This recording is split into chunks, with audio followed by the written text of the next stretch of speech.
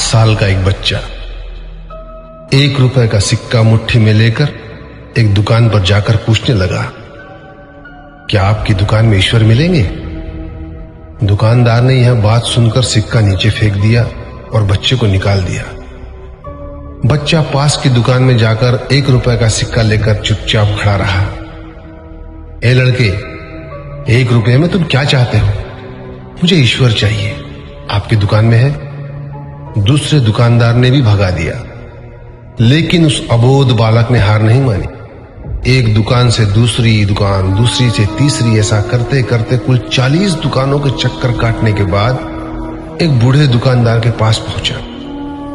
उस बूढ़े दुकानदार ने पूछा, तुम ईश्वर को क्यों खरीदना चाहते हो? क्या करोगे ईश्वर लेकर? पहली बार एक दुकानदार के मुंह से यह प्रश्न सुनकर बच्चे के चेहरे पर आशा की किरणें लहराई। लगता है इसी दुकान पर ही ईश्वर मिलेंगे। बच्चे ने बड़े उत्साह से उत्तर दिया, इस दुनिया में माँ के अलावा मेरा और कोई नहीं है। मेरी माँ दिन भर काम करके मेरे लिए खाना लाती है।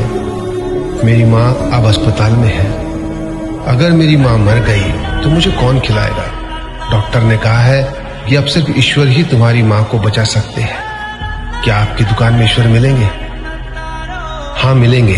कितने पैसे हैं तुम्हारे पास? सिर्फ 1 रुपया। कोई दिक्कत नहीं है, 1 रुपए में ही ईश्वर मिल सकते हैं।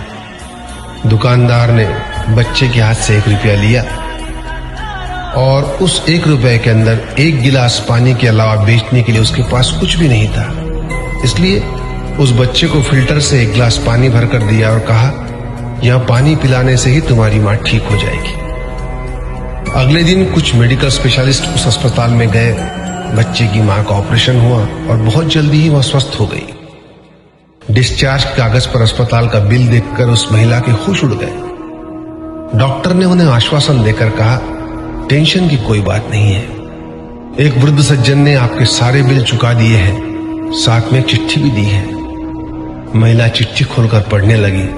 उसमें लिखा था, मुझे धन्यवाद देने की कोई आवश्यकता नहीं है। आपको तो स्वयं ईश्वर ने ही बचाया है। मैं तो सिर्फ एक जरिया हूं। यदि आप धन्यवाद देना ही चाहती है तो अपने अबोध बच्चे को दीजिए, जो सिर्फ 1 रुपए लेकर नासमझों की तरह ईश्वर को ढूंढने निकल पड़ा। उसके मन में यह दृढ़ विश्वास था कि एकमात्र ईश्वर ही आपको बचा सकते हैं। विश्वास इसी को कहते हैं। ईश्वर को ढूंढने के लिए करोड़ों रुपए दान करने की जरूरत नहीं होती।